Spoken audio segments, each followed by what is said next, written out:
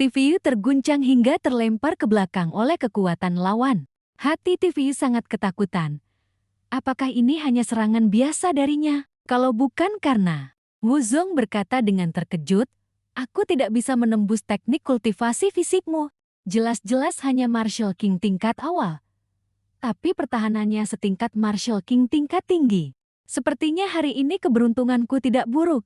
Hei bocah, serahkan api roh biru dan teknik kultivasi fisikmu.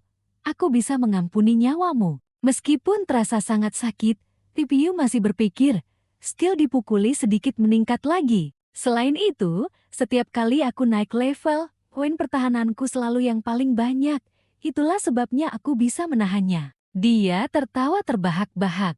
Haha, dipukuli hingga menyedihkan oleh Xiaohuo, seorang Martial King tingkat menengah.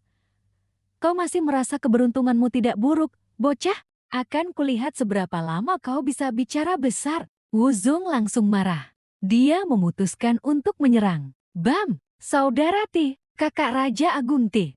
Semua orang berteriak khawatir. TVU sama sekali tidak bisa menahan. Hahaha, tiba-tiba dia menyadari bahwa dia masih punya kartu truf. Akhirnya, salah satu kartu trufnya akan tiba.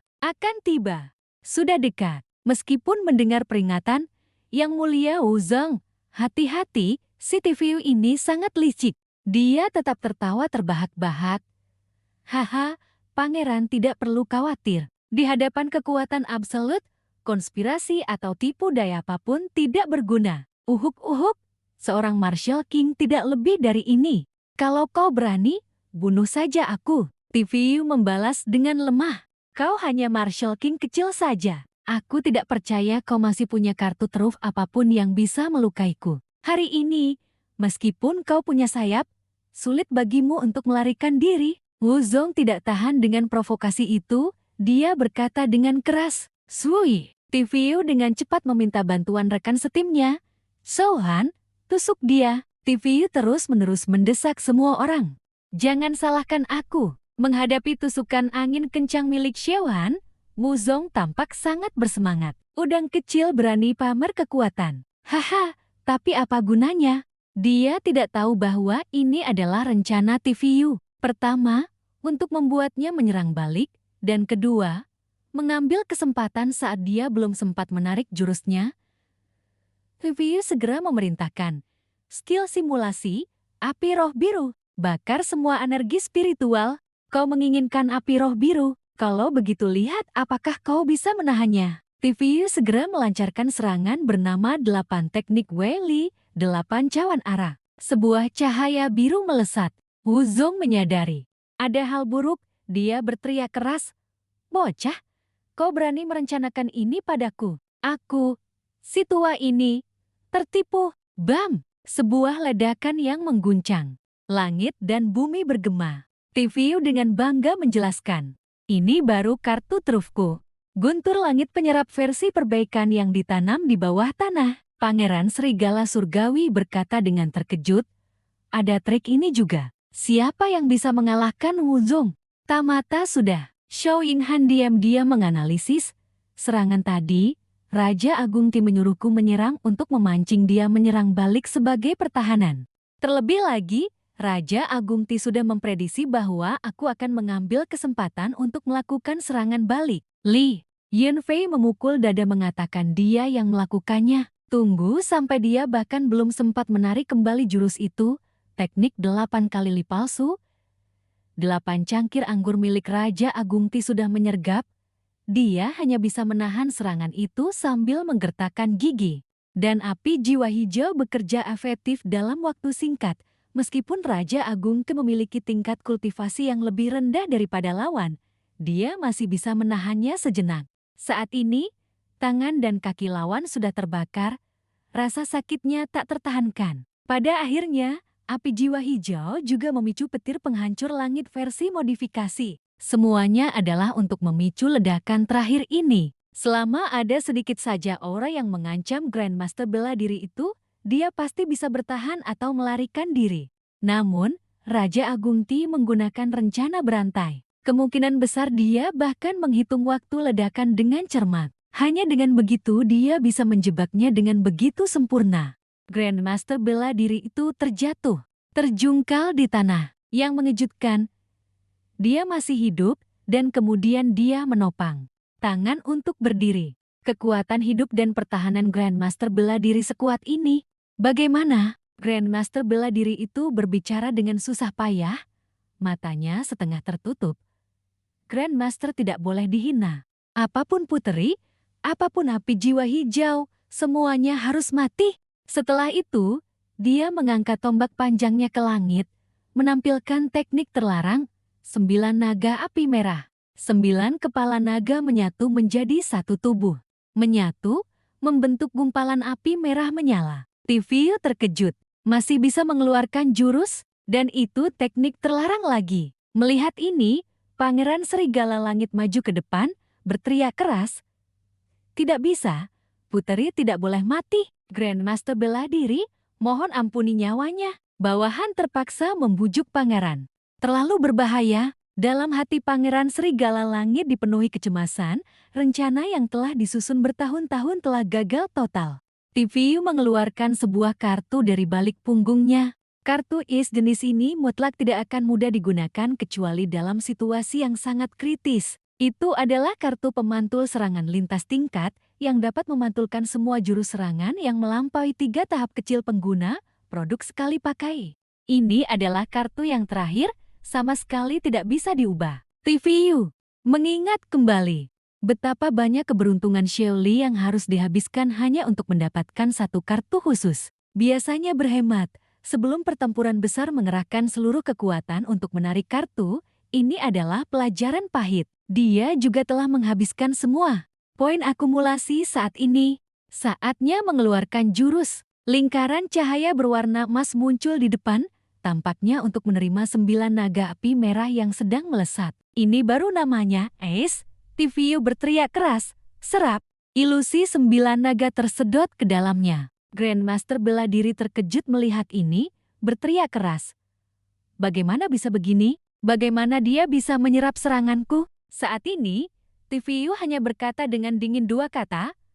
Mantul balik. Was, 9 naga memantul kembali dari kartu menuju Grandmaster bela diri. Dengan jurus ini, riwayat Grandmaster bela diri tamat. Riwayatnya tamat. Kesadaran terakhirnya yang tersisa hanyalah, kenapa bisa begini? Seharusnya aku tidak datang ke sini. Seharusnya aku tidak mendambakan api jiwa hijau. Seharusnya aku tidak bertemu dengan Xiao Huohuo. Langit kembali cerah. Pertempuran berakhir di sini. Bawahan darah laut harum berbalik dan melarikan diri, berteriak keras di mulut mereka. Cepat lari, kita tidak bisa melawan mereka lagi. Kembali ke istana Shangfeng. Kami akan kembali. Selesai. Raja bela diri gendut dan kurus mengambil kesempatan untuk menyerbu. Lindungi putri, bunuh darah laut harum. Di sisi lain, Dapeng bertanya kepada Hen. Tivio datang tepat waktu. Raja Agung Ti baik-baik saja. Setelah memberitahu Raja bela diri gendut dan kurus, aku segera bergegas ke sini bersama mereka. Tivio berbicara sambil minum air. Hampir saja mati, untungnya nyawaku besar. Sejujurnya, tidak bisakah kalian datang sedikit lebih cepat? Sesaat kemudian, 2 orang mengawal pangeran ke hadapan semua orang, lalu berkata, Puteri, Raja Agung Ti, syukurlah kalian semua baik-baik saja. Pangeran Serigala Langit ini, bagaimana seharusnya kita menanganinya? Tivio mengayunkan pedangnya ke arah Pangeran Serigala Langit. Semua ini karenamu menghancurkan satu lengan saudara Xiao. Kau harus mati. Saat ini, Jiun tiba-tiba menghentikan Raja Agung Ti. Mohon hentikan. Putri daerah kerajaan Jiun angkat bicara. Membunuh anggota kerajaan adalah kejahatan besar. Raja Agung Ti tidak boleh melakukannya. Xiao Yinghan juga menimpali. Benar, saudara Raja Agung Ti. Tivio masih tidak rela. Lalu bagaimana? Kita tidak bisa membiarkannya begitu saja. Pangeran Serigala Langit menyaksikan pemandangan yang mengharukan ini, malah tertawa terbahak-bahak. Raja bela diri gendut menyarankan, menurut hukum kekaisaran, anggota kerajaan yang melakukan pengkhianatan harus dikawal kembali ke kota kekaisaran dan kejahatannya akan dinilai oleh pengadilan 3 menteri. Biasanya, Prosedur ini mengarah pada eksekusi pada musim gugur tahun depan. Tetapi jika Raja Xiang turut campur, sulit untuk mengatakan apa yang akan terjadi. Pangeran Serigala Langit mendengarkan dan berkata dengan bangga, "Kalian tahu, kan? Bahkan jika aku berkhianat, satu-satunya yang bisa menghukumku adalah Kaisar TVU. Apa yang bisa kalian lakukan padaku? Benar-benar menganggap dirimu tokoh besar." TVU marah dan membentak. Begitu saja, dikawal kembali ke kota kekaisaran, saudaraku Xiao kehilangan satu lengan. Terlebih lagi, siapa yang tahu sebelum mereka sampai di kota kekaisaran, dia sudah diselamatkan? Serigala Langit tertawa terbahak-bahak. Prajurit lawan prajurit, jenderal lawan jenderal. Apa gunanya kalian menang? Demi stabilitas negara, siapa tahu kaisar akan menikahkan Jiyun denganku. Puteri mendengarnya dan membalas, prajurit lawan prajurit, jenderal lawan jenderal. Kalimat ini diucapkan dengan baik. Dia tiba-tiba merasa ada sesuatu yang tidak beres. Tepat setelah itu, Puteri menusukkan pedangnya ke dada Pangeran Serigala Langit. Dia terkejut, memuntahkan seteguk darah, dan berkata dengan suara terengah-engah, "Kau tidak takut ayahku memberontak? Kau tidak bisa membunuhku?" Jiyun mengerutkan kening dan menjawab, "Raja Agung tidak bisa, tapi aku bisa. Tusukan pedang ini adalah untuk kakak Xiao, untuk kakak mahkota, untuk kakak keenam, dan juga untuk pelayan di kediaman putri daerah, juga untuk melindungi para komandan di kota kekaisaran, dan terlebih lagi untuk memberikan penjelasan kepada Raja Agung Te. Raja Agung TVU benar.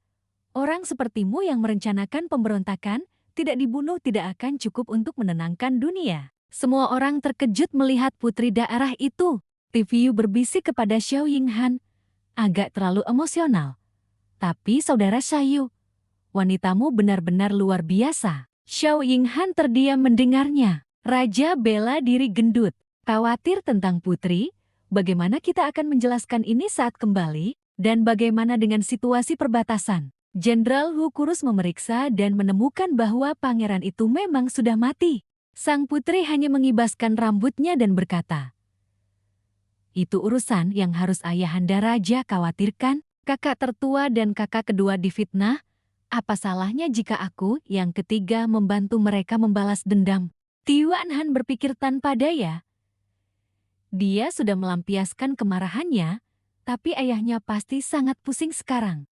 Setelah itu, dia tiba-tiba serius memikirkan tindakannya barusan. Situasi perbatasan memang masalah besar. Istana Raja Xiang sangat kuat.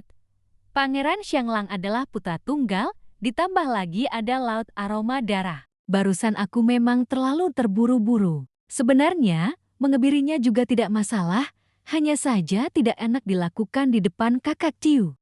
Tiba-tiba Jiyun berkata lantang, "Raja Agung Ti, aku butuh bantuanmu dalam masalah ini. Demi kedamaian perbatasan, kamu harus menulis surat kepada Sekmak Nyi." TV mengeluh tanpa daya. "Kamu yang membunuh, aku yang harus menanggung dosa?" Setelah itu, TV mengangkat bahu dan dengan cerdik menolak, dengan sedikit kasar. "Aku hanyalah pemimpin bandit gunung, urusan negara sebesar ini, apa yang bisa aku bantu? Selain itu, untuk apa menulis surat kepada Sekmak Nyi?"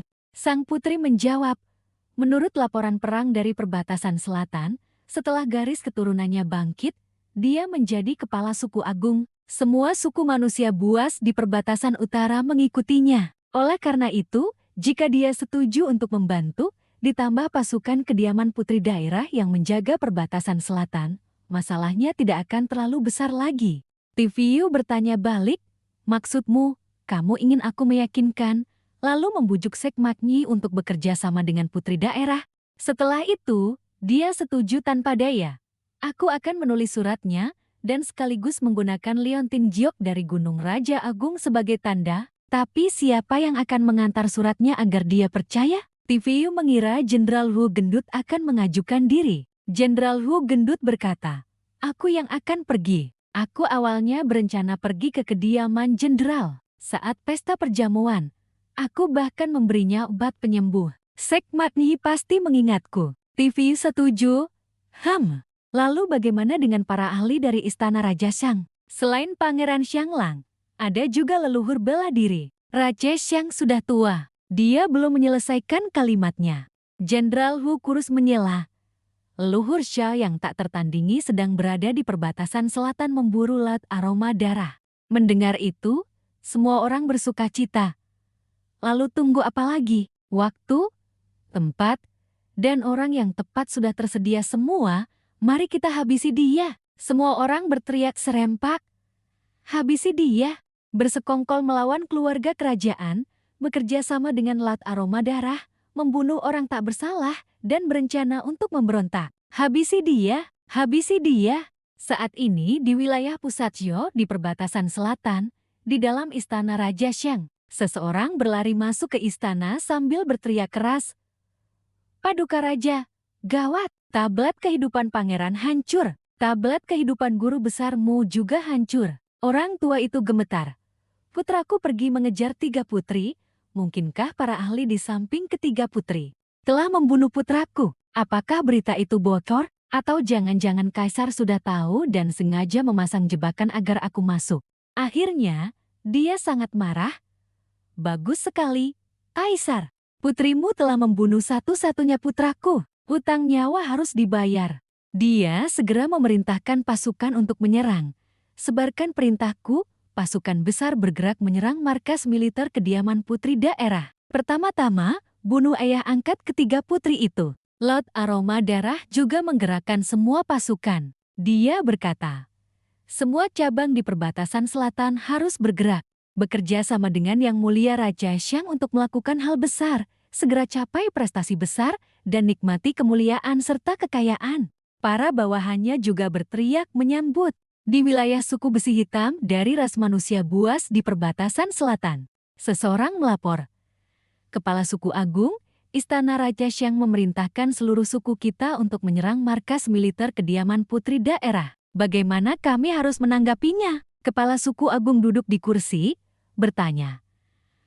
Menyerang markas militer kediaman putri daerah, apakah Yang Mulia Raja Shang ingin memberontak? Selain itu, Istana Raja Shang masih menganggap suku manusia buas kita sebagai budak mereka. Dia tiba-tiba menyadari, menyerang pasukan kediaman putri daerah. Raja Agung Ti berasal dari kediaman putri daerah dan hubungannya dengan putri daerah sangat baik. Kalau begitu, kita bantu kediaman putri daerah melawan Istana Raja Shang. Dia berdiri dan berkata, mulai hari ini dan seterusnya, manusia buas, suku kita harus bangkit dan tidak akan menjadi budak lagi selamanya. Demi suku, demi perbatasan selatan. Di markas militer suku Miao yang ditempatkan di kediaman putri daerah perbatasan selatan, seorang lelaki tua berkata, soda ikan sudah habis, milik Ti juga tidak ada lagi. Menyebalkan sekali. Aku ingin pergi memenggal beberapa anggota laut aroma darah lagi, kata seorang lelaki tua berambut perak dengan marah. Pada saat yang sama di hutan pegunungan awan jatuh, putri daerah Jiyun berkata, kedua Jenderal Wu, aku tidak bisa kembali ke ibu kota bersama kalian. Aku ingin pergi menyelamatkan kakak kaisar kedua. Jenderal Wu gendut berkata dengan cemas, putri, itu tidak baik. Tapi dia menjawab, kalian laporkan saja langsung kepada Ayahanda Raja. Kakak Tiu berkata bahwa sebelumnya Ayahanda Raja dan kakak kaisar kedua dipenjara di kota Qingyun. Setelah identitasku terbongkar, kakak Tiu baru datang untuk menyelamatkanku, jadi dia tidak sempat pergi ke sana. Dia juga meminta bantuan TVU. Raja Agung Ti, bisakah aku memintamu ikut bersama kami menyelamatkan mereka? Tiu Anhan juga memohon dengan sungguh-sungguh. TVU dengan enggan setuju. Baiklah. Karena saudara Tiu sudah membicarakannya, aku pasti harus membantu. Kenapa aku merasa seperti petugas penyelamat? Ya, bagaimanapun, jika aku bisa membuat saudara Tiu bergabung dengan Gunung Raja Agung, maka masalah ini tidak ada artinya. Sehari kemudian di kota Qingyun, sekelompok orang berkuda memasuki gerbang kota. TVU berkata, Jiu Lizi, carikan penginapan yang agak besar. Hari ini kita istirahat sebentar di sini. Malam harinya, di halaman belakang penginapan, Tiu Anhan masih berlatih. Dia menggunakan pedang angin untuk menebas ke arah tebing yang keras. Saat ini, tangannya sedikit gemetar. Setelah itu dia memuntahkan seteguk darah. Jiyun melihatnya dan berseru kaget. Kakak Tiu, dia bertanya dengan cemas.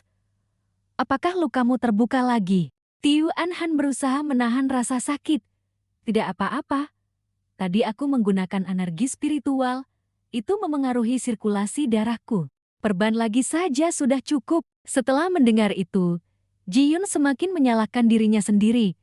Ini semua karena aku ingin menyelamatkanmu. Jika kamu tidak datang, kamu tidak akan kehilangan lenganmu. Bagaimana dengan ilmu pedangmu sekarang? Tiu melihat pemandangan romantis pasangan kekasih ini. Tidak bisa menahan diri untuk angkat bicara.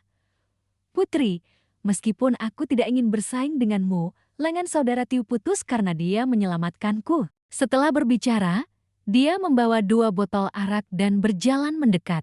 Sang putri berkata dengan marah, Raja Agung Tiu benar-benar keterlaluan, kakak Tiu terluka. Dia tidak boleh minum arak. Tiu tertawa.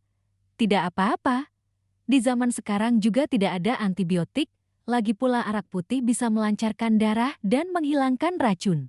Melawan racun dengan racun. Sang putri cemas menasihati Tiu Anhan agar tidak meminumnya. Menyesal, Tiu tiba-tiba bertanya. Melihat Tiu Anhan diam, dia bertanya lagi, karena menahan satu serangan dariku, kamu kehilangan satu tangan? Apa kamu menyesal? Terdengar Tiu Anhan menjawab, mengatakan sama sekali tidak menyesal itu terlalu munafik. Tapi kamu pernah menyelamatkanku, juga menyelamatkan Ji-yun, jadi jangan bicara tentang kehilangan satu tangan demi kamu, meskipun nyawaku dibutuhkan, ambillah saja. Dia tersenyum. Tiu merenung, aku berutang nyawa padamu. Setelah itu, keduanya mengambil labu arak, meneguknya hingga habis, berteriak serempak. Semuanya ada dalam arak ini. Ji-yun dengan gan mundur, membiarkan kedua sahabat karib itu berbagi isi hati. Dia masih kesal.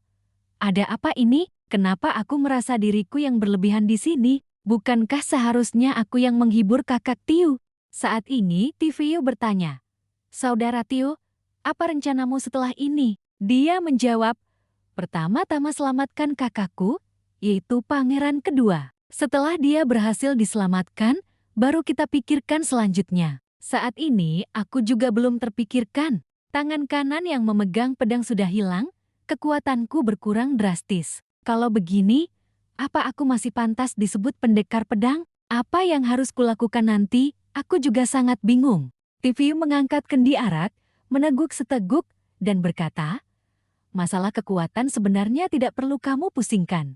Yang terpenting adalah kamu.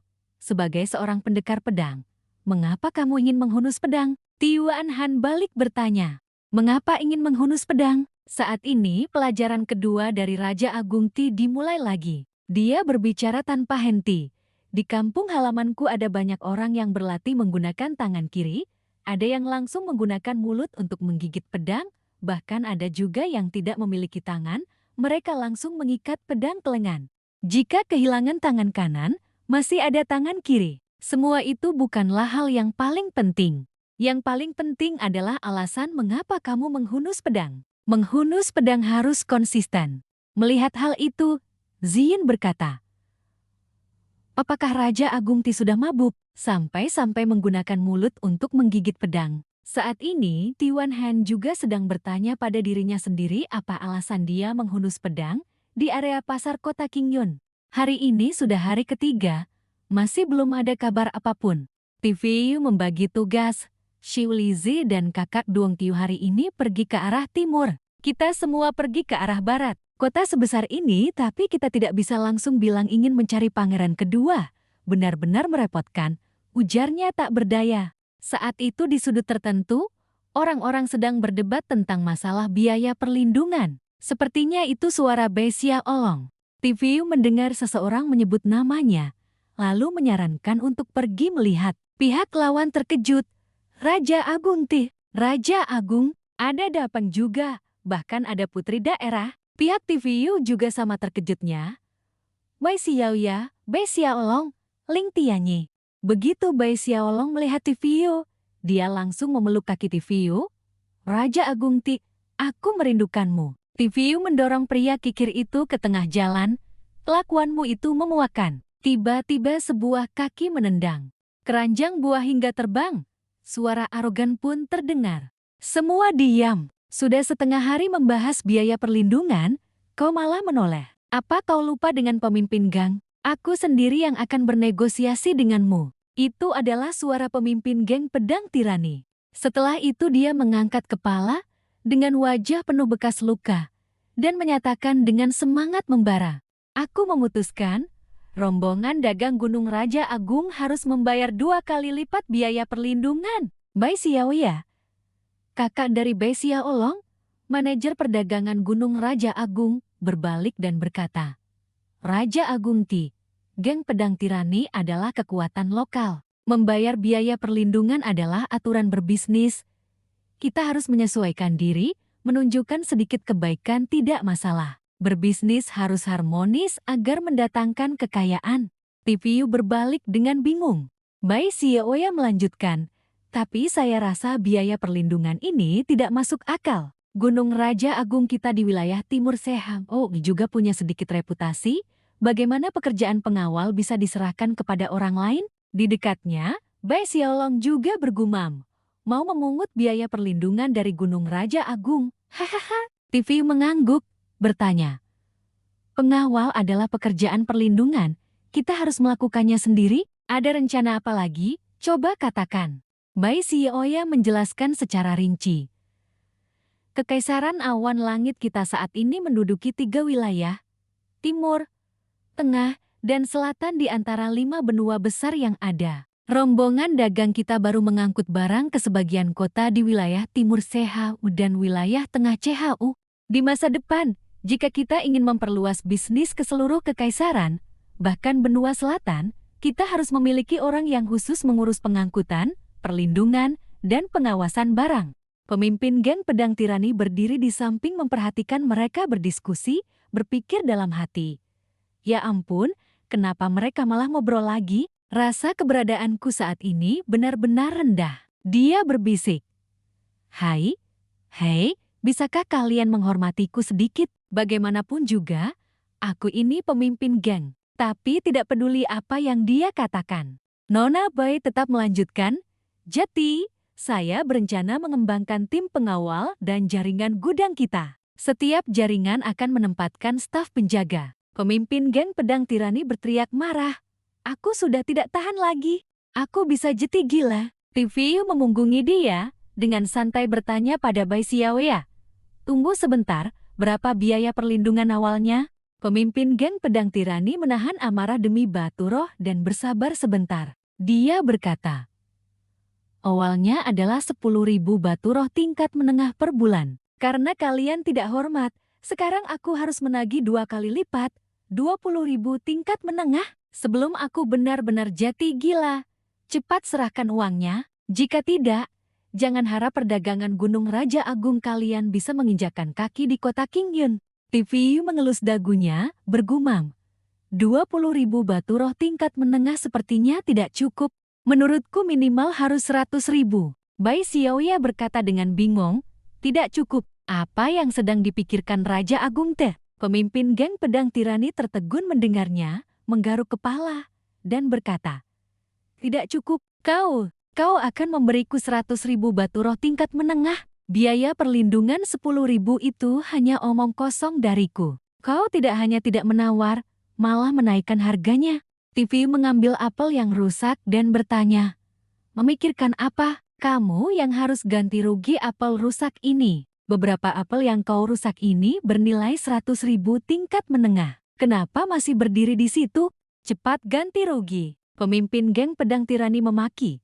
Apa kau sebegitu miskin sampai gila? Beberapa apel busuk harganya 100.000 tingkat menengah. Apa kau menganggapku orang udik yang tidak tahu apa-apa? TV segera menjawab, tidak, ini bukan apel biasa. Apel ini bisa menghilangkan racun dalam pil obat, memurnikan fisik, menembus kemacetan level, bahkan bisa disamakan dengan ramuan spiritual tingkat A. Satu apel ini harganya 100.000 batu roh tingkat menengah. Jika tidak membayar ganti rugi, jangan harap kalian bisa meninggalkan tempat ini hari ini. Pemimpin geng pedang tirani kembali menendang satu peti apel lagi karena marah, memaki.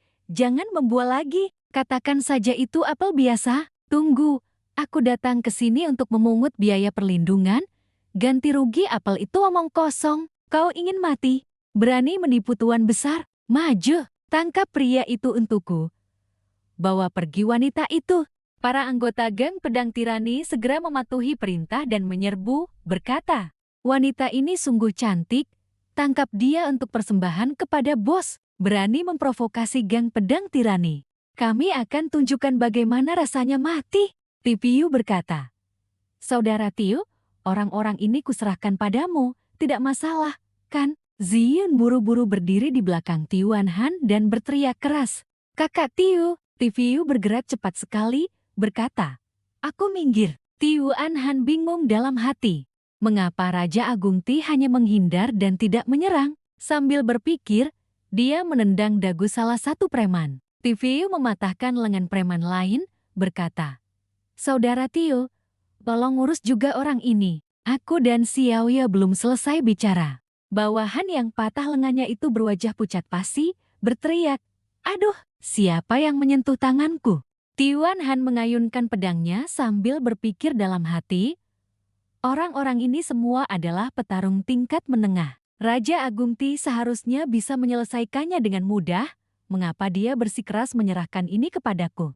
Tentara yang menyerbu semakin banyak, berteriak keras, bunuh si cacat ini, serang bersama. Apa yang menakutkan dari orang lumpuh ini? Kaifan berkata dengan cemas, Raja Agung Ti, apa maksudmu? Ada begitu banyak orang. Dia masih terluka parah. Apakah kamu ingin melihatnya mati? Anak buah di belakang juga bertanya-tanya. Benar, Raja Agung. Bagaimana kalau kita keluar membantu? Tiviu tetap tenang dan berkata, tidak, Saudara Tiu adalah seorang ahli pedang, seorang kultivator berbakat luar biasa, dia tidak perlu dikasihani. Beberapa menit kemudian, sekelompok prajurit itu terkapar di tanah, mengerang. Kakiku sakit sekali, bos, si pincang ini sangat brutal. Teriak salah satu bawahan yang masih utuh dengan gemetar. Pemimpin geng pedang tiran melangkah maju dengan pedang di tangan dan berkata dengan agresif, dasar kalian tidak berguna, bahkan tidak bisa menangani si pincang. Aku akan melumpuhkan tangannya yang tersisa. Mari kita lihat seberapa sombong dia bisa bersikap.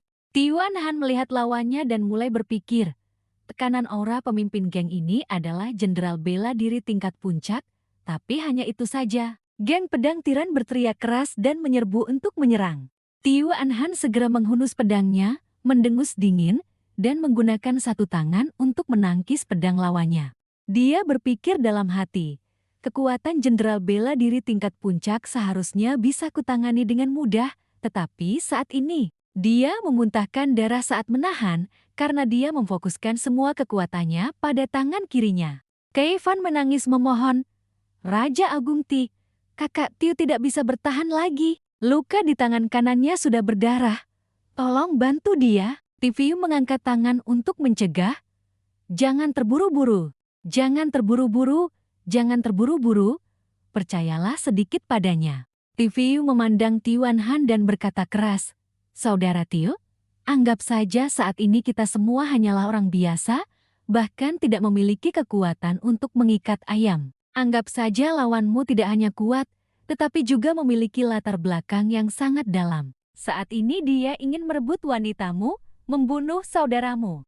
Sementara kamu saat ini terluka parah, kekuatanmu hilang, hanya tersisa pedang ini.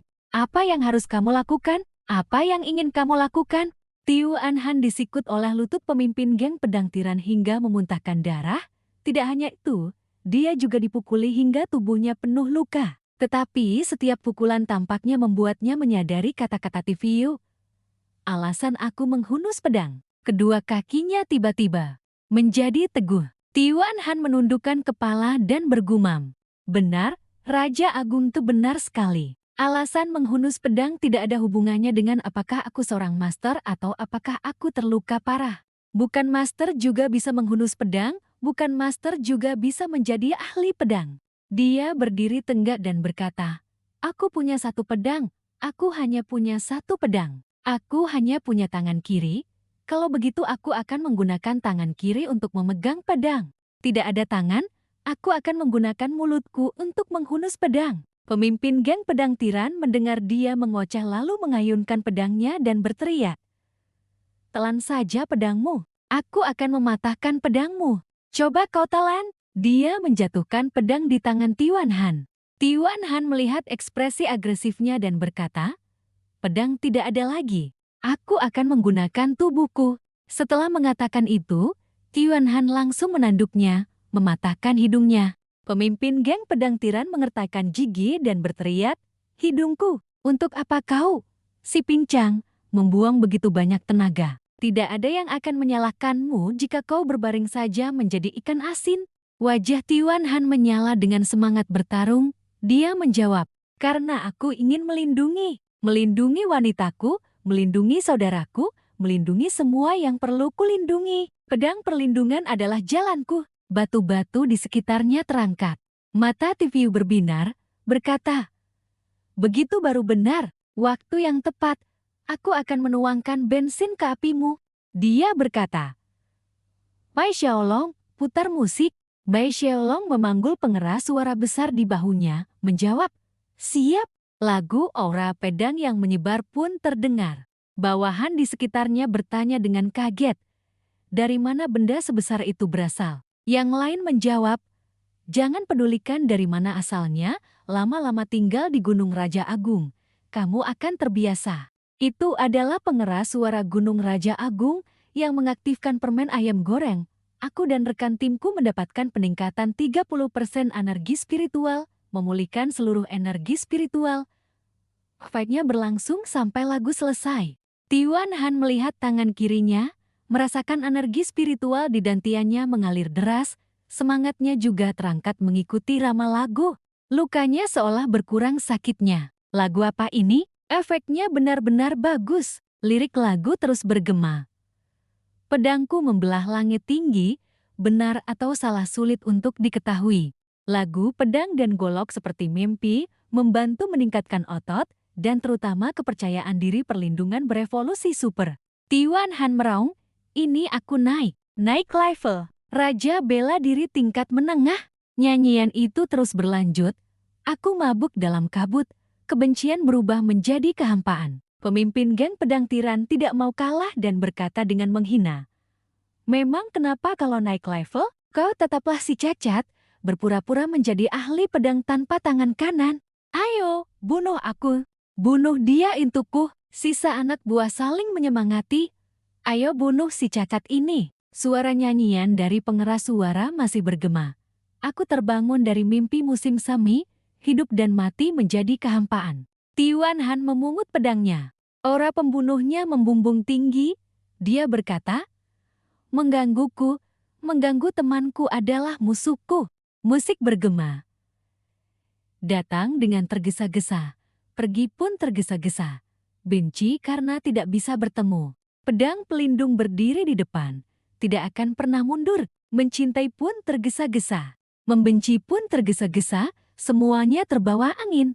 Ahli pedang Tiu mengarahkan ujung pedangnya ke tanah, berkata, ujung pedang tertawa gila sekali, menghela napas sekali. Jalani hidup bahagia, siapapun rela mati bersamaku. Pancaran pedang melindungi dari bawah tanah, dan ujung pedang raksasa tiba-tiba muncul di hadapan geng pedang tiran. Pemimpin geng itu ketakutan, tanpa sengaja mengumpat. Para bawahan ketakutan, buru-buru memohon, Satria Agung, mohon ampuni nyawa kami. Kami menyerah. Kami menyerah. TVU dan semua orang terkejut dan kagum. Jurus Tiwan Han ini benar-benar menakutkan. Jurus pamungkas ini sungguh dahsyat. Kuat, sangat kuat. Seseorang berkata, kekuatan ini hampir setara dengan teknik gabungan Raja Bela Diri gemuk dan kurus itu. Hanya saja efeknya berbeda. Pemimpin geng pedang tiran bergegas berlutut, menyerahkan semua hartanya, dan berkata, Satria Agung, mohon ampuni nyawa kami. Xiao Yinghan tersenyum dan menjawab, terima kasih banyak, Raja Agung Te. Jiyun berlari mendekat dengan cemas dan bertanya, Kakak Xiao, kamu baik-baik saja? Aku tadi takut setengah mati. TVU menepuk bahu Xiao Yinghan. TVU berkata, adik Xiao hampir menerobos. Ini baru namanya Master. Jetty, alasan mengapa kamu menghunus pedang adalah yang paling penting. Jurus area efek yang tadi benar-benar hebat. Keesokan harinya, di depan toko Gunung Raja Agung, Orang-orang berdesakan. Suara bising manusia terdengar riuh. Jangan desak-desakan. Jangan desak-desakan. Satu persatu, beri aku 100 kati beras spiritual. Gunung Raja Agung, aku mau 20 kati apel. Hai, aku datang duluan. Jangan menyela. Coba saja kau menyela. Ingatlah akhir tragis Bapisau Lord kemarin. Di dalam Gunung Raja Agung, terdengar suara diskusi yang penuh kekhawatiran. Bai Xiaolong bertanya, apa masalahnya jika bisnisnya laris manis begini? Dapeng menjawab, terakhir kali Raja Agung pergi ke istana pangeran untuk bermain kartu, sekalian menyelamatkan Bismen Time. Sekarang dia sudah menjadi imam besar, kekuatannya setara dengan Raja bela diri tingkat menengah manusia. Kali ini, kurasa Xiao Yinghan itu cepat atau lambat akan bergabung dengan Gunung Raja Agung, dan dia juga Raja bela diri tingkat menengah. Bai Xiaolong dengan tenang menyeruput teh dan bertanya, sebenarnya, apa yang ingin kau katakan? Dapeng menjelaskan dengan wajah serius. Lihat Ling Tianyi yang masih muda, master kultivasi itu tidak masalah. Bai Xiaolong, kamu yang kekuatannya paling rendah juga tidak masalah. Aku sudah lama tidak naik level. Aku harus mencari cara untuk meminta Raja Agung membimbingku berkultivasi. Jika tidak, nanti semakin banyak master. Di mana lagi tempat kita? 8 dari 10, kita tidak akan punya kesempatan untuk tampil lagi. Ling Tianyi menghela napas dan berkata, benar, tapi aku hanya seorang ahli pembuat pil. Sehari-hari aku hanya bertanggung jawab melatih singa. Mendorong-dorong di sini juga tidak ada gunanya. Kali ini aku bahkan harus ikut sebagai tabib untuk melindungi. Baru bisa keluar gunung. Bai Xiaolong juga menghela napas, menyambung. Benar. Bagaimana sekarang? Aku juga khawatir, jika terus begini, jarak antara aku dan Xiao Xiao akan semakin lebar. Bai Xiaoya yang sibuk di samping berkata, hati-hati, buah-buahan diletakkan di kios luar. Bai Xiaolong menatap kakaknya dan berkata, aku dapat ide, kalian tidak merasa Gunung Raja Agung kita kekurangan nyonya rumah. Jika aku memperkenalkan kakak pada Raja Agung Ti akan menjadi kakak iparku. Dengan begitu, Raja Agung Ti pasti akan membantuku meningkatkan kemampuan, membuka kelas privat, pil spiritual, anggur obat, semua bukan masalah. Mengenai status, aku juga bisa setara dengan Xiao Xiao. Hahaha, adik ipar Raja Agung layak untuk murid utama tetua. Ini benar-benar pasangan yang serasi. Dapeng bertanya dengan nada menghina. Kau mengorbankan kakakmu sendiri hanya demi kultivasi, naik level, dan mengejar gadis. Kau ini masih manusia. Ling Tianyi menimpali. Dasar pria rendahan tak tahu malu. Tapi Dapeng malah berteriak. Perhatian, aku suka ide itu. Tapi kalau buka kelas privat, ingat libatkan aku juga. Ling Tianyi juga berkata dengan gembira. Jangan lupakan aku juga. Kita bertiga membentuk kelompok sesepuh inti, kita tidak bisa membiarkan 3 orang bodoh yang suka berdiri di gerbang itu mengambil semua wibawa. Bai Xiaolong menimpali dengan semangat.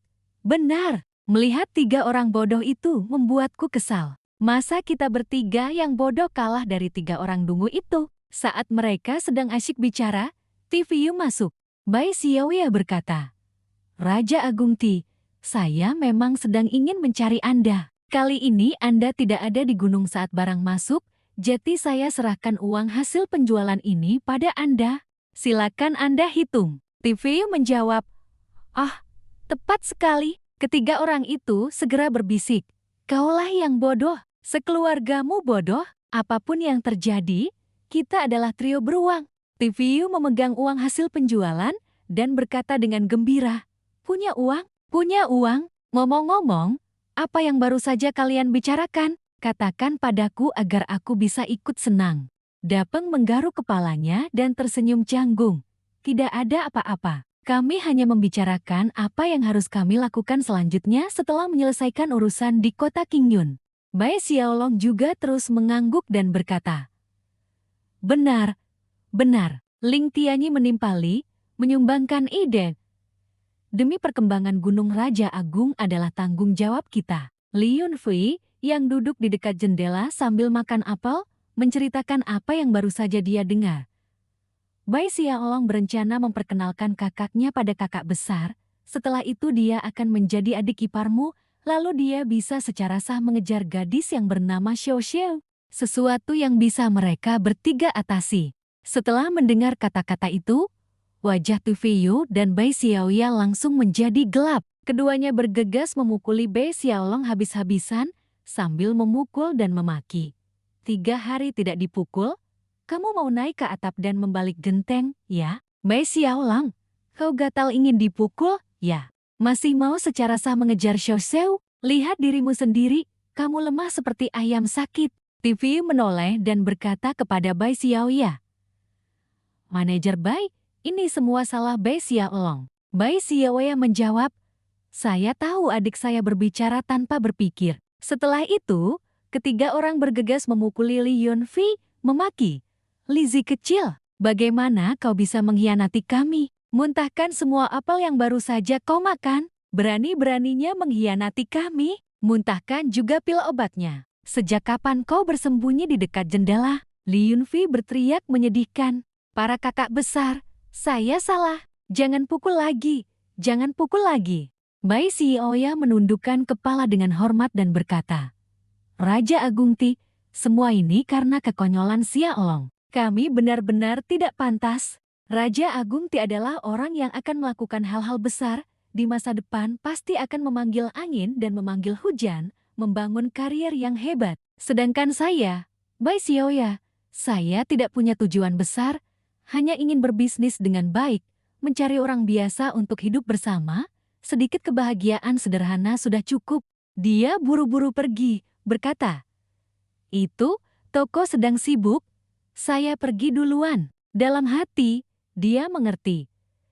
Jangankan TVU tidak punya ide, bahkan jika dia punya ide, dengan adanya saintis legendaris itu di sana, aku juga tidak akan berani. Nyawa kecilku lebih penting. TVU melambaikan tangan dan menjawab, baiklah, setelah ini, urusan bisnis Gunung Raja Agung saya serahkan padamu. Dalam hati, dia merasa sedikit sakit, berpikir, dia menolakku hanya dalam satu tarikan napas. Dia kembali merasa sedikit sedih, mengingat, ya ampun, ini sudah yang kedua kalinya. TVU terbakar amarah dan berteriak keras. Bai Xiaolong, kau pasti mati. Aku bilang kau pasti mati.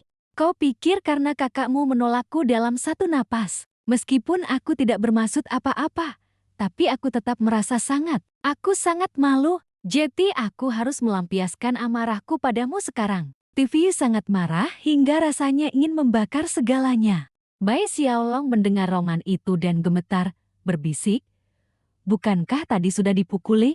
Ling Tianyi dan Dapen yang sedang memukuli Bai Xiaolong dengan semangat, buru-buru menyangkal keterlibatan mereka.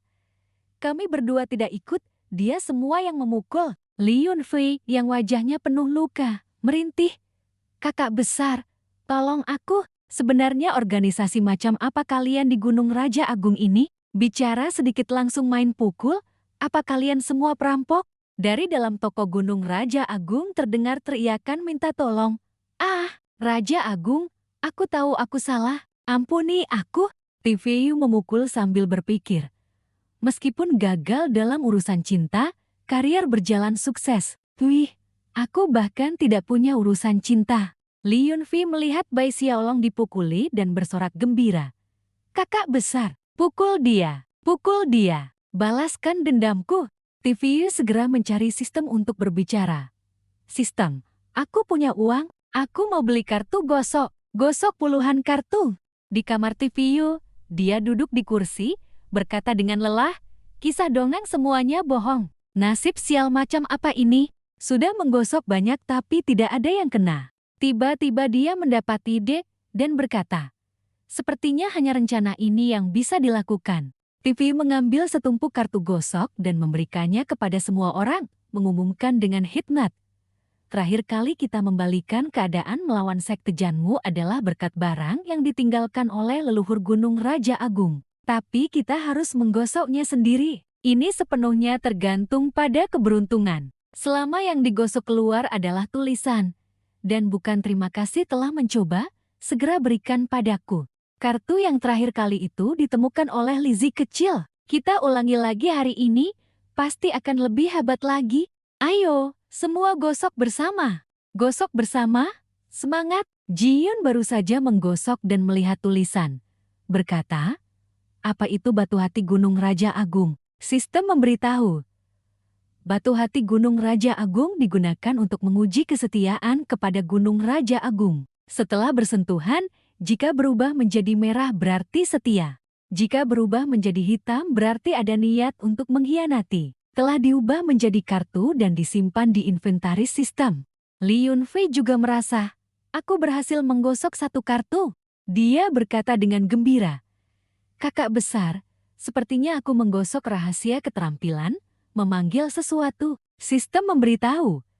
Kartu panggilan Xiaoyun telah dimasukkan. Dapat digunakan saat mencapai Raja Bela Diri tingkat menengah. Bertahan selama 1 batang dupa, waktu tunggu 24 jam. Total ada 3 kali penggunaan. Telah diubah menjadi kartu dan disimpan di inventaris sistem.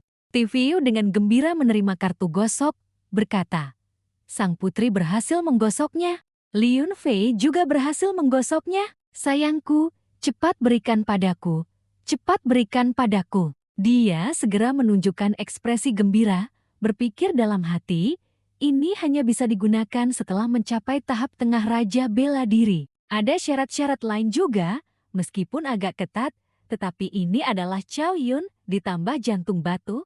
Nantinya, saat Gunung Raja Agung merekrut murid, mereka bisa langsung diuji di gerbang gunung. Itu yang paling praktis. TVU mengangkat tinggi kartu itu dan berseru. Kita menang undian. Aku traktir kalian makan hotpot.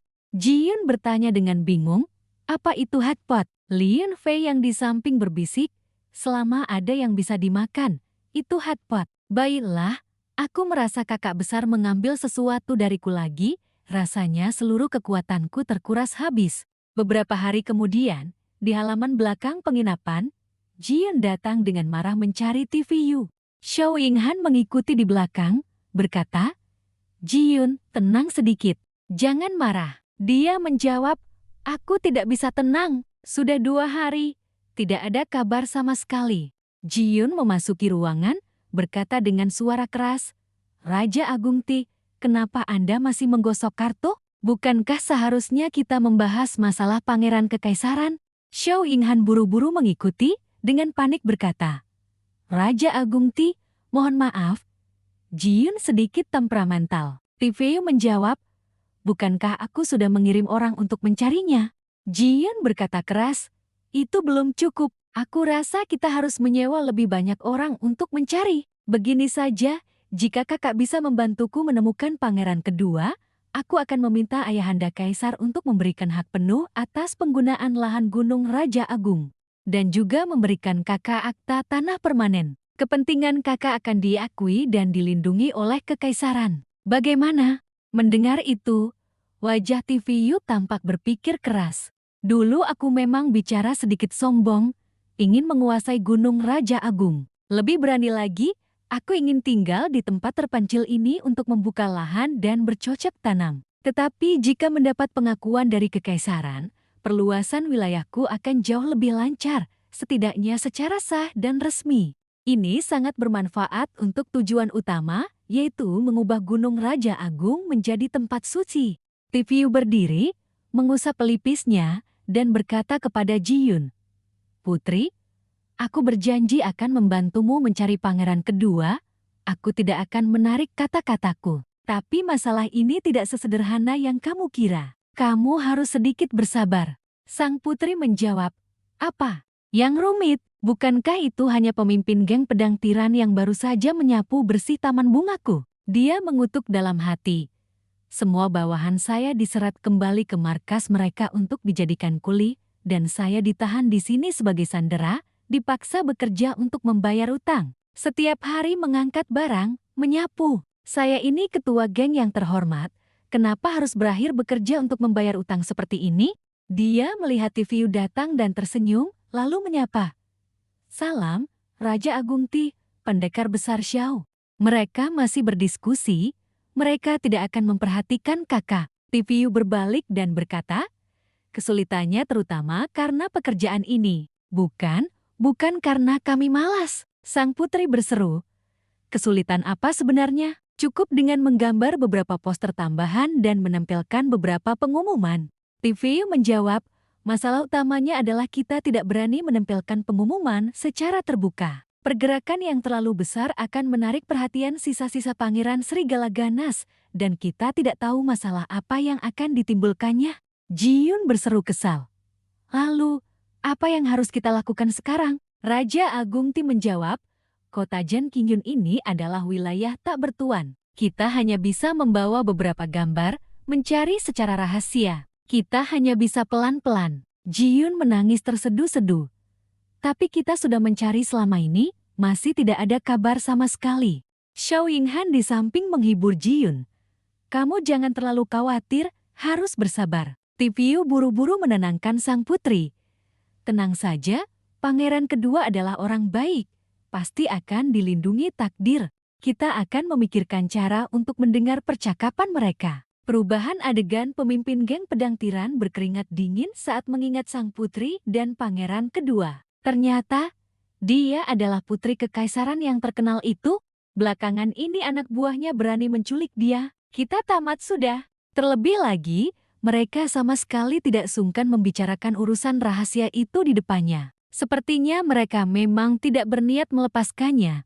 Mereka ingin dia bekerja sampai mati. Aku harus menyelamatkan diri. Benar, mereka sedang mencari pangeran kedua. Pemimpin geng itu mengangkat tangan dan mengusulkan. Jika sudah dicari kemana-mana dan tidak ditemukan, tetapi pangeran kedua masih hidup, maka dia hanya mungkin berada di tempat ini. Ketiganya mendengarkan dan serentak berbalik bertanya.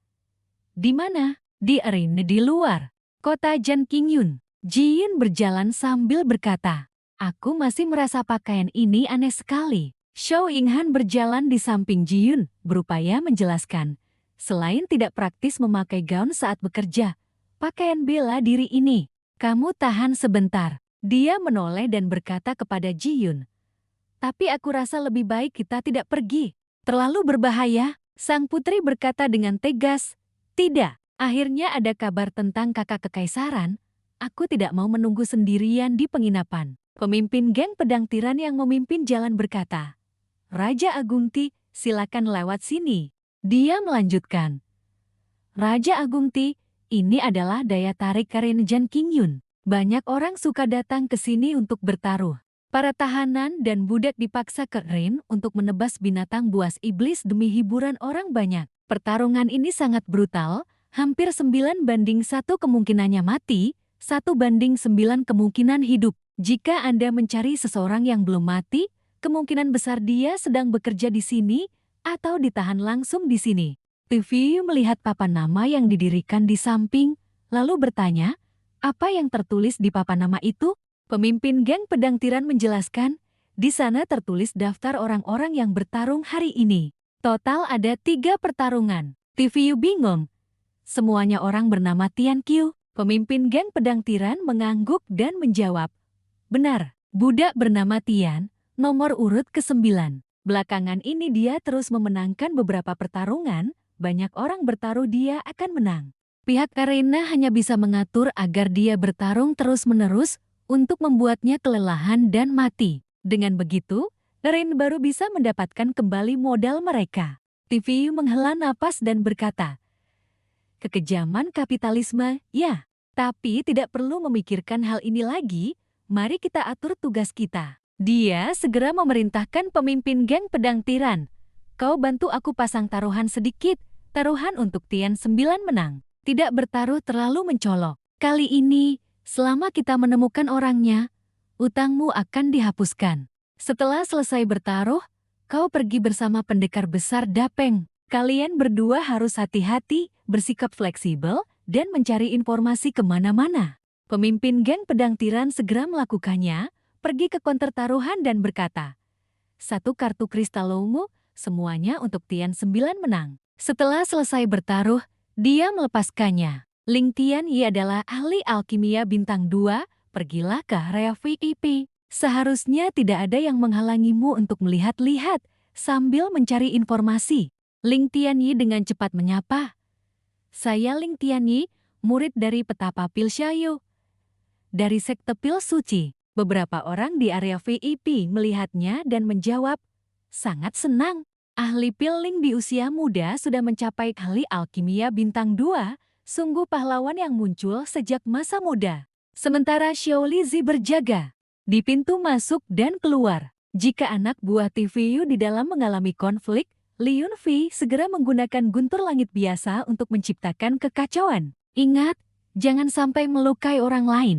Bai Xiaolong dan Dung Tiuca menunggu di luar menyiapkan kereta kuda untuk melihat situasi apakah mereka perlu segera pergi jika benar-benar berhasil menyelamatkan orang itu. Bai Xiaolong berdiri di luar dan bertanya, "Kakak Duong, aku dengar Raja Agung Ti dulunya di Istana Pangeran. Kenapa dia keluar dari sana dan menguasai gunung sebagai raja?" Duong Ti segera menjawab, "Bai Xiaolong, tidak baik bicara seperti itu. Kau mau dipukul lagi?" TVU, sang putri, dan Xia Yinghan sudah duduk di tribun penonton. Ji Yun memuji, "Kakak Raja Agung Ti, terima kasih, persiapan Anda benar-benar teliti." TVU menjawab, "Bukan apa-apa, ini hanya hal-hal dasar." Sang putri menoleh dan melanjutkan, "Maafkan saya, Raja Agung Ti, sebelumnya saya mengira Anda tidak peduli." TVU menjawab, "Tidak apa-apa, tapi lain kali jika ada masalah, kamu harus berpikir dengan hati-hati, Dik. Lihatlah betapa tenangnya saudara Xiao. Dengan begitu, tingkat keberhasilan kita akan lebih tinggi. Jangan bertindak gegabah. Kamu tidak boleh mengganggu orang di sekitar. Apa kamu ingin kedua kakak pangeranmu mati lebih cepat? Kenapa dia bisa terluka? Pangeran Serigala yang bersembunyi di sini pasti tidak ada niat baik." Suara bergema dari tengah arena.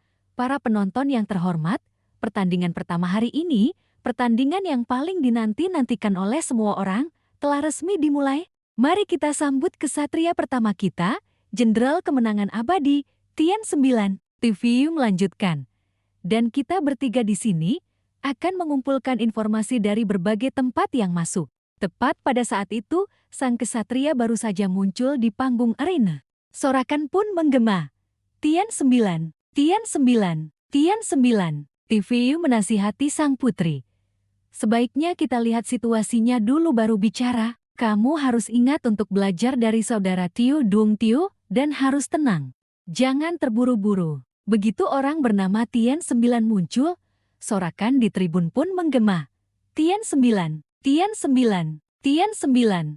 Lawannya adalah 2 ekor raja serigala bersisik angin tingkat kelima. Begitu kedua binatang buas itu dilepas, para penonton terkejut dan saling bertanya, "Kenapa jadi 2 ekor? Bukankah sebelumnya hanya bertarung dengan 1 ekor? Kenapa bandar curang dengan 2 binatang iblis?" Peluang kemenangan Tian 9 anjlok tajam. Kita bertaruh Tian 9 menang. Gawat, kita kehilangan segalanya. Kedua raja serigala bersisik angin yang 10 kali lebih besar dari Tian 9, segera menerkamnya seolah ingin mencabik-cabik tubuhnya. Taifan yang duduk di tribun berkata, "Binatang iblis itu sangat buas." TVU juga menghela napas. Raja serigala bersisik angin tingkat kelima. Sebelumnya, seorang temanku jenderal bela diri tingkat menengah harus menggunakan seni terlarang agar nyaris bisa menghadapi 1 ekor. Sekarang ada 2, dan 8 dari 10 kemungkinan mereka sedang lapar. Tingkat kultivasi Tian 9 ini seperti apa? Kudengar dia baru jenderal bela diri tingkat tinggi. Melihat tatapan buas dari binatang-binatang itu, Tian Han berpikir ketakutan. Berbahaya sekali. Saat itu, Tian 9 diirin mengayunkan pedangnya, memperagakan jurus pedang hegemon pemecah formasi dan menebas ke arah salah satu binatang iblis. Tian Han merasa jurus ini sangat akrab. Wajahnya berubah dan dia berpikir, ini adalah teknik pedang pamungkas kedua. Jurus yang biasa digunakan di militer. Orang ini adalah tentara kekaisaran, gerakan kaki dan jurusnya sangat familiar. Orang ini, Tian 9, memenggal kepala salah satu raja serigala bersisik angin. Serigala yang lain mengambil kesempatan untuk menyerang dari belakang, merobek salah satu lengan baju Tian 9, memperlihatkan bekas luka panjang di lengan kirinya. Tian 9 bereaksi dengan cepat, menghindar tepat waktu, dan segera mengayunkan pedangnya ke arah binatang iblis, tetapi bilah pedangnya langsung patah. Saat ini, Tian Han melihat sebuah tanda yang familiar di lengan Tian Sembilan yang terbuka, dan dia langsung berdiri sambil berkata, "Bekas luka itu." Mengingat kembali masa lalu, Tian Han dan Pangeran Duong Betfam berburu bersama ketika mereka masih kecil. Tian Han berjalan di belakang, dengan bangga memanggul ayam hutan di bahunya, berkata, "Kakak Betfam, perburuan kali ini aku pasti menang. Aku sudah berhasil menangkap 2 ekor ayam hutan." Duong Betfam juga memanggul seekor ayam hutan. Sambil tertawa terbahak-bahak, Duong Betfam berkata, "Belum sampai batas perkemahan, kita belum bisa pastikan." Tian Han berseru dengan bangga. "Hanya tersisa 1 mil lagi, apa kakak masih tidak mau menyerah?" Tian Han melanjutkan dengan gembira. "Nanti kita ajak putri daerah Kaifan untuk memasak sup ayam." Kedua pangeran menjawab, "Sudahlah, selalu saja kamu suka melibatkan Kaifan. Mangsa yang susah payah kita buru, kamu juga ingin membaginya dengan gadis itu." Tepat pada saat ini, binatang iblis muncul di belakang mereka. Duong Betfam segera menyadarinya, mendorong Tian Han menjauh, dan menggunakan tangannya untuk menahan cakar binatang iblis itu, berteriak keras, "Bahaya, cepat menghindar." 3 luka dalam muncul di tangannya, darah mengalir tanpa henti. Pangeran Duong berkata kesakitan, "Sakit sekali, sakit sekali, kenapa ada makan tutul di tempat berburu? Jangan-jangan dia terpancing oleh hasil buruan kita?" Tian Han bertanya dengan cemas. "Kakak, tangan kakak." Kedua pangeran menjawab, "Tidak apa-apa, tidak apa-apa. Untungnya hanya luka luar, tidak melukai urat dan tulang." Tian Han duduk ketakutan di tanah dan berkata, "Tapi kakak menyelamatkanku, Jeti." Meskipun Duong Betfa masih kecil, dia berusaha berkata, "Kau adalah adik angkatku, melindungimu adalah hal yang seharusnya kulakukan." Tian Han menangis terseduh-seduh, memanggil, "Kakak." Meskipun Duong Betfam terluka di tangannya, dia tetap memerintahkan dengan tegas, "Jangan cengeng, cepat lindungi aku, cepat kejar makan tutul itu. Ditambah makan ini, kali ini aku pasti menang." "Haha!" Tian Han memegang pedangnya dan mengejar, berteriak keras, "Berani melukai kakakku? Makan tutul itu, cepat serahkan nyawamu." Duong Betfam memarahi, "Ciu Han, bantu aku, jangan berebut mangsa denganku." Ciu Han buru-buru menjelaskan, "Mana berani aku berebut dengan kakak, aku sedang membalaskan dendam kakak." Memikirkan bekas luka tahun itu, Tian Han segera menyadari bahwa Tian Sembilan di arena adalah Duong Betfam. Dia buru-buru melompat ke ring. Penonton melihatnya dan berteriak, "Kenapa orang itu langsung melompat ke bawah? Mau mati?" Tian Han menjawab, "Kakak, itu kakakku." Tiveu mengumpat dalam hati, "Baru saja aku memuji Tian Han tenang. Kakak Han tua ini benar-benar tidak tahu malu." Saat ini Kaifan baru tersadar dan berkata, "Bekas luka itu terlihat familiar." Beberapa penonton di samping berteriak keras, "Cepat! Raja Serigala Bersisik Angin akan melancarkan jurus baru." Raja Serigala Bersisik Angin mengaum marah. Belum sempat melancarkan jurus baru, Tian Han sudah menusuk lehernya dengan belati. Tebasan angin guntur, kepala binatang iblis itu jatuh. Duong Betfa masih cemas. Cemas berpikir, selesai sudah. Penonton di tribun melihat pemandangan spektakuler ini dan berkata, "Ya Tuhan, orang itu membunuhnya dalam sekejap mata." Tian Han berpikir dalam hati, tadi benar-benar berbahaya. Setelah itu, Tian Han buru-buru berbalik dan menopang Duong Betfam, berkata, "Kakak, aku datang terlambat." Duong Betfam yang wajahnya lesu berdiri dan bertanya, "Tian Han, kenapa kamu ada di sini? Kamu seharusnya tidak datang mencariku." Penonton di tribun sangat tidak puas, mengeluh, melompat langsung ke bawah dan membunuh binatang iblis. Siapa yang dihitung menang dalam pertandingan ini? Apa-apaan ini? Siapa orang itu? Taifan juga berdiri dan berkata, "Benarkah itu kakak pangeran? Raja Agung Ti, cepat turun dan selamatkan mereka." Tiveu dengan tenang menahannya. "Jangan terburu-buru, biarkan saudara Tian Han beraksi sedikit." Dalam hati Tiveu berpikir, si Tiu tua ini benar-benar gegabah. Sekarang, bagaimana cara membawa mereka pergi? Orang-orang dari Rain binatang iblis pasti tidak akan setuju. TV melanjutkan. Tenang saja, aku akan melihat jurus apa lagi yang dimiliki Rain ini, baru setelah itu aku akan bertindak. Pembawa acara berkata dengan marah. Berani melanggar aturan Rain binatang iblis? Kalau begitu, tingkat kesulitannya akan dilipat gandakan. Raja Serigala bersisik angin, 4 ekor. Penonton melihat itu semakin bersemangat, bersorak serempak. Gandakan, gandakan, bunuh kedua bajingan itu. Mereka pasti mati, mati. Mereka semua pantas mati. Tiu Anhan berkata kepada Duong Bat Pham. Kakak, apa kakak masih bisa bertarung? Pangeran Duong menjawab, tidak masalah. Keduanya terus maju, melancarkan pedang zen angin tersembunyi, dan membunuh beberapa binatang iblis. Situasi sangat genting. Tiu Anhan berbalik dan berkata kepada Duong Bat Pham, Kakak, kita sudah menyiapkan bala bantuan. Setelah membunuh beberapa binatang iblis ini, kita akan pergi. Duong Bat Pham tiba-tiba berlutut sambil memegangi kepala dan berteriak kesakitan. Sakit sekali. Kenapa harus terjadi sekarang? Tiu Anhan bertanya dengan cemas.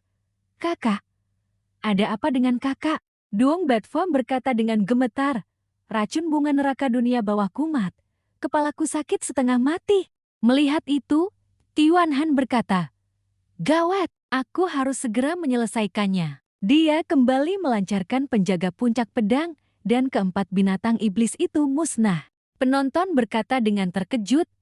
Dalam sekejap mata dia membunuh Raja Serigala bersisik angin, bahkan membunuh 4 ekor sekaligus. Orang ini benar-benar hebat. Hebat, Duong Bat Pham bertanya dengan suara lemah. Tiu Han, kapan kamu mencapai Raja Bela Diri tingkat menengah? Juga, lenganmu. Tiu Anhan berkata. Kakak, kita bicarakan di luar. Ayo, kita cepat pergi. Mana mungkin semudah itu kalian pergi. Di atas gerbang arena pertarungan binatang buas, para penjaga arena muncul. Seseorang yang terlihat seperti pemimpin berkata, Raja Bela Diri tingkat menengah yang bisa membunuh 4 Raja Serigala sisik angin dalam satu jurus, memang punya sedikit kekuatan, tapi berani ikut campur dalam pertarungan arena binatang buas. Jangan harap kita mudah lolos. Pergi begitu saja. Dia benar-benar mengancam. Apa dia menganggap arena binatang buas ini tempat kosong? Dia adalah pemimpin kelompok penjaga arena. TV memerintahkan untuk menangkap kedua orang itu. Melihat kerumunan orang membawa pisau dan pedang muncul, penonton buru-buru bubar sambil berkata, sebentar lagi akan ada perkelahian. Sebentar lagi akan ada perkelahian. TV melihat ke belakang dan berpikir, begitu banyak penjaga, pada akhirnya Raja Agung Gunung ini yang harus turun tangan. TV mengangkat tangan, menjentikan jari, dan berkata, jalankan. Di salah satu sisi arena pertarungan binatang buas, tiba-tiba terdengar ledakan keras. Dia berkata kepada sang putri, ikuti aku. Pemimpin kelompok penjaga masih tenang dan memerintahkan, jangan panik, tetap tenang. Itu hanya ledakan bom biasa, sama sekali tidak berbahaya. Sementara itu, penduduk sekitar berteriak panik. Kebakaran, cepat lari, ada ledakan, cepat lari. Akhirnya tiba saatnya bagi pengawal nomor 1, untuk menunjukkan keperkasaan pahlawannya. Di arena pertarungan binatang buas, aliansi penjaga ditendang oleh Dabang hingga jatuh dari tribun. Orang-orang remeh ini tidak membutuhkan tidabang. Bos geng pisau berteriak keras.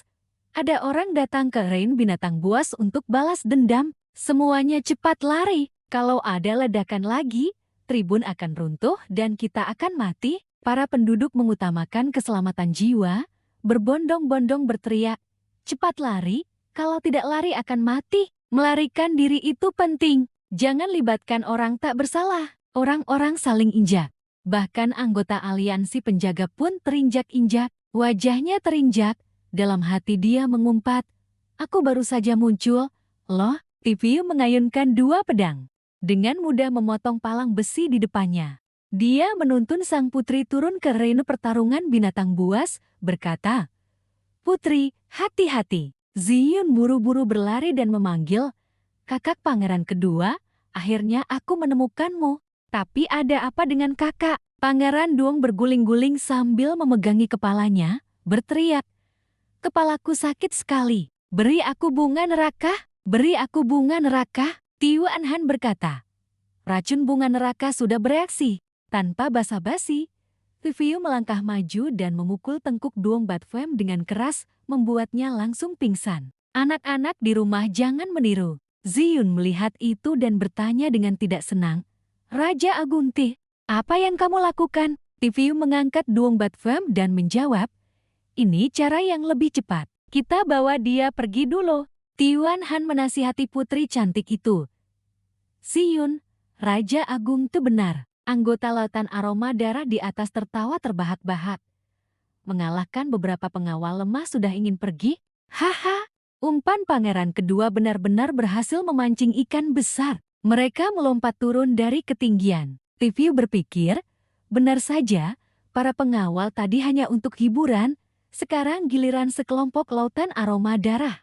Lautan aroma darah itu menyeringai dan melangkah maju sambil berkata, Tian Han, kamu sendiri yang menghancurkan beberapa markas kami, hari ini kamu harus tinggal di sini untuk menebus dosamu. Viviu berkata dengan lantang, kalian serang saja bersamaan, kami masih ada urusan. Saudara Tiu, jurus pamungkas. Tian Han menggunakan jari pelindung ujung pedang. Viviu menggunakan simulasi semburan energi palsu. Dia berpikir, jika hanya sekelompok raja bela diri tingkat awal, itu sama sekali tidak cukup untuk dihabisi. Semua orang dari lautan aroma darah yang terkena titik vital berteriak. Baru datang sudah menggunakan 2 jurus pamungkas, kalian tidak punya etika bela diri.